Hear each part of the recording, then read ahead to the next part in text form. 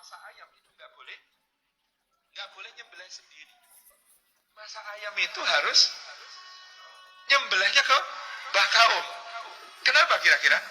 Itu model sertifikasi halal zaman Kesultanan Mataram.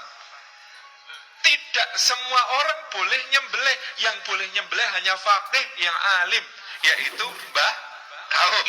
Jadi waktu itu Mbah Kaum ada representasi lembaga penjamin kehalalan.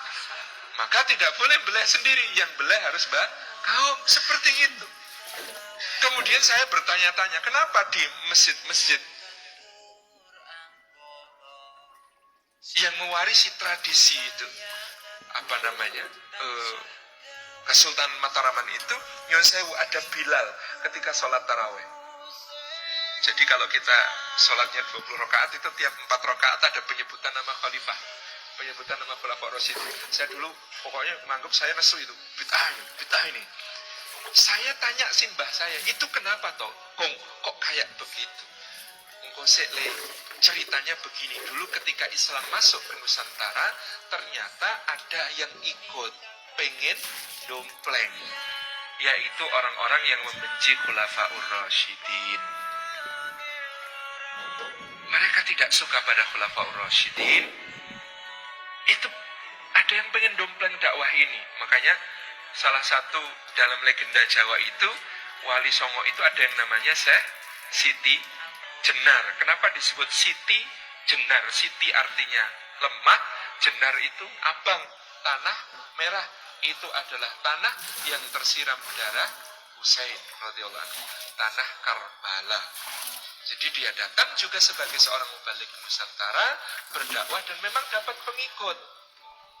Salah satu buktinya nanti juga dalam babat, ini sebelum kita masuk ke tema utama, babat Tanah Jawi, ada banyak versi babat Tanah Jawi ini, tetapi bisa digolongkan pada dua kelompok naskah utama.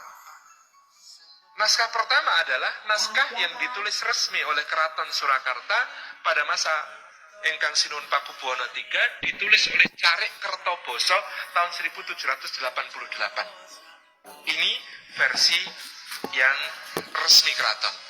Versi satu lagi adalah versi yang ditulis oleh Pangeran Adilangu dari Demak, keturunan Sunan Kalijaga, yang diterbitkan lebih tua, yaitu tahun 1722. Dua-dua naskah babat ini punya keunikan. Tapi saya ingin kembali ke yang tadi dulu, yakni tentang Syiah. Ternyata datang ini juga di dalam babat ada bukti yang bisa kita rujuk.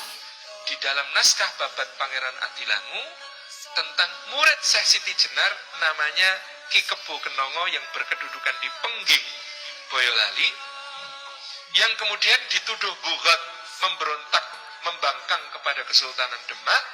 Itu Ki Ageng Pengging itu punya 2 ekor anjing. Anjing ini dia lemparin batu kalau sedang marah. Anjing ini oleh beliau diberi nama Abu Bakar Lan Mumar. Jadi kebenciannya sampai di level itu. Maka kata kakek saya, beliau mengatakan, maka para raja dinasti Mataram itu mengkreasi satu amal, sebenarnya bukan amal, tidak termasuk di dalam sholat, dia diletakkan di luar sholat, hanya sebuah perkataan untuk menjaga masjid-masjidnya dari pengaruh Syiah. Caranya bagaimana?